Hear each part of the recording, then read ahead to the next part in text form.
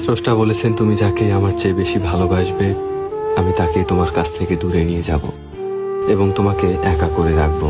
তিনি আরো বলেছেন, কখনো বলবে না আমি তাকে ছাড়া বাঁচবো না, তবে আমি তাকে ছাড়াই তোমাকে বাঁচাবো এবং পেছনের অনুগত সব আবেগ কেড়ে নিয়ে তোমাকে দিব্যি সামনে এগিয়ে নিয়ে যাব। তুমি কি দেখো না, ঋতুরাও বদলাতে থাকে, ছায়া দেয়া গাছের পাতাও যায় শুকিয়ে, ধৈর্য হারিয়ে যায়, কিন্তু তোমার স্রষ্টার ধৈর্যশীল ও পরম দয়ালু। সেই ঝরে যাওয়া পাতার ডাল থেকেই আবার সবুজ পাতা গজায়।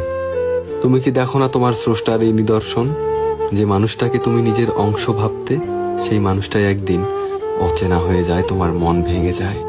এমনকি তোমার বন্ধু ও শত্রুতে পরিণত হয়, আবার শত্রুও খানিক সময় পরে পরিণত হয় বন্ধুত্বে। যে মানুষটাকে নিজের জীবনের চেয়েও বেশি ভালোবাসতে, সেও প্রতারণা করে।